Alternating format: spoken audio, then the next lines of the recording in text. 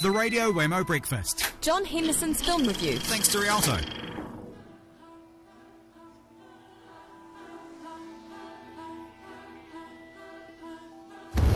Welcome to Camp Victory. Oh, Camp Victory. I thought this was Camp Liberty. Oh, no, they changed that about a week ago. Victory sound better. All right.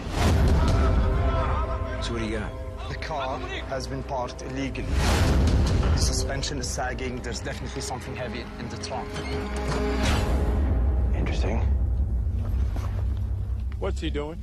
I'm gonna die. I wanna die comfortable. How many bombs have you disarmed? 873. 873. You're a wild man, you know that? The film we're looking at is The Hurt Locker. Of course, it was the mammoth. The mammoth. Well, it was the mammoth that came from behind, really, and took out the Oscar. John Henderson with his thoughts, because I wonder how many people have actually seen this film, John. I think quite a few already, surely.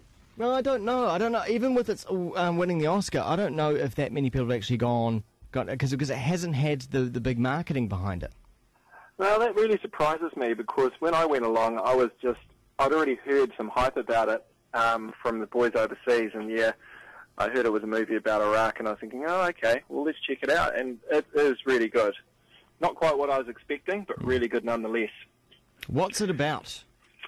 It's about a USA Army Explosive Ordnance Disposable Team, in other words, bomb squad.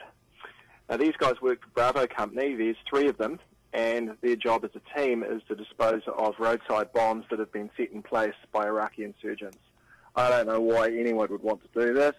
It's akin to putting your hand in a cage full of snakes and trying to get a snake out without all of them biting you to death. Yeah. So I think you're on a certain adrenaline trip to be in that kind of a role, and I was certainly on an adrenaline trip sitting in the theatre watching them do it. Yeah. It's pretty realistic. Yeah.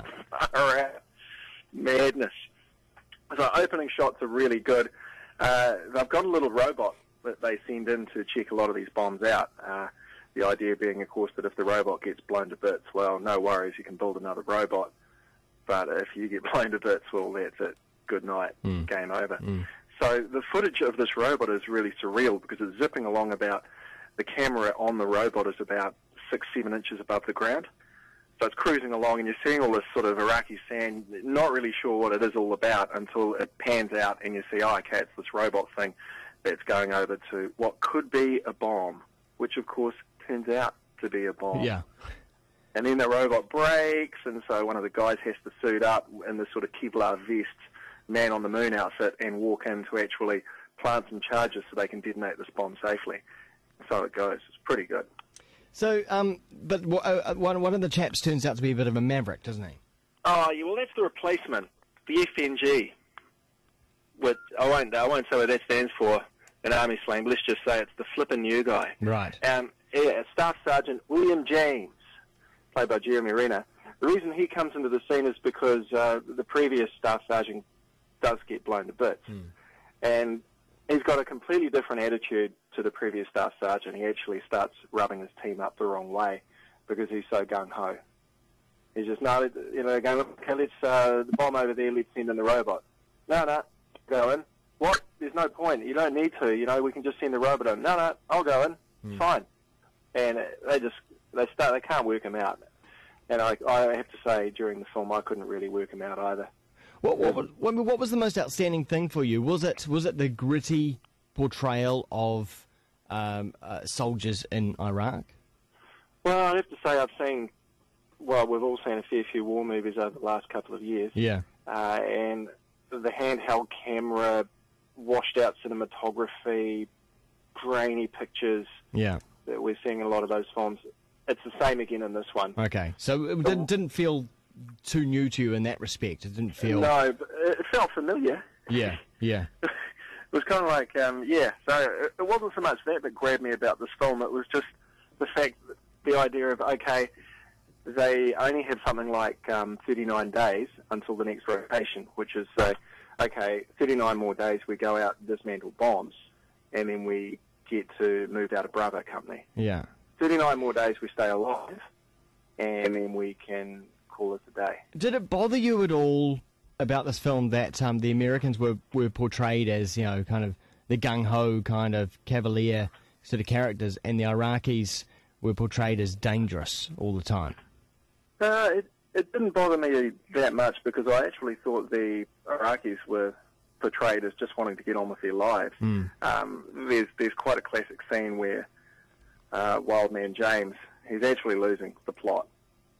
He's befriended a little Iraqi boy, plays a bit of soccer with him. He's convinced the Iraqi boy's been killed and tortured, and so he goes on a one-man mission to try and find out, if the kid's alive or dead, because he couldn't be sure this kid was so mutilated. Yeah. The body he finds. I mean, the next thing you know, he's breaking into a civilian house with a loaded handgun, threatening the owner of the house. Then he's running through the streets in the middle of the night. He has to try and get back into his own base.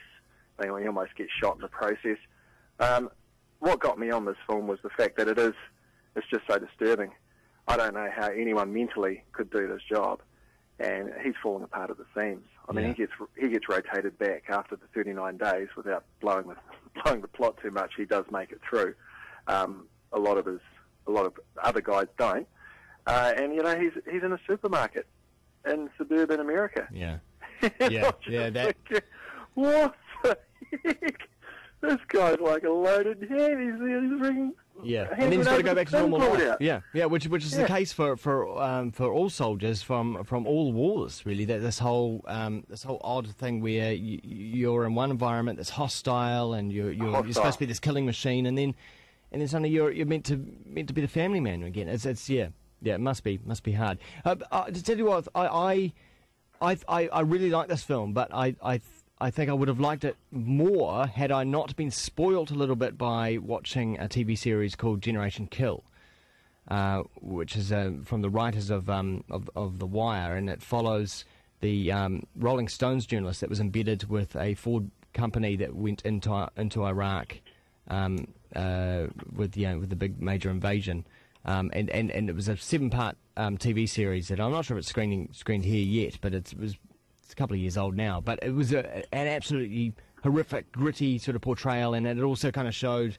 how the Americans are kind of muppets when it comes to and incompetent all over the show, and so I was a little bit spoilt by that, and if I hadn't seen that, then this would have been like the hard hitting thing, this would have smacked me in the face. Perhaps a whole lot more. Would you say that this is the best Iraqi movie about the war to have come out of Iraq to date?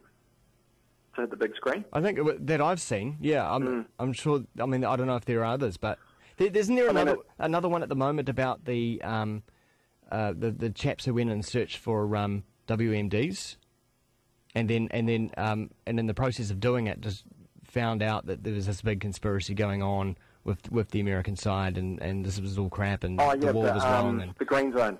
Yeah, is it the Green Zone? Yeah. I'd like to see that as well. That's good. That's certainly a lot more political than this film. I think one of the good things about this movie is there isn't a lot of flag waving. There's not a lot of soul searching about why are we here. Yeah. It's just, we are here and this is what we do. It's about the soldiers. It's about the soldiers, about the relationship between men. Yeah, there wasn't a lot of camaraderie. In fact, favourite part of the movie for me, Wild Man James has forgotten his gloves. They're about to detonate an in-situ device. They've moved back to a safe distance.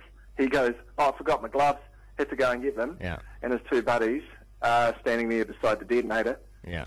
And one turns to the other and just goes, these things misfire all the time. Yeah. The other guy's going, what do you mean? He's saying, well, you'd have to write the report. We'd have to follow new procedures. But this thing goes off. No more James. Yeah. It's an interesting moment. It was good. John, thanks so much. But Hurt Locker, number 4 of the stars. Outstanding. 4 out of 5. All right. Thanks very much, John. Roger. Here's John Henderson.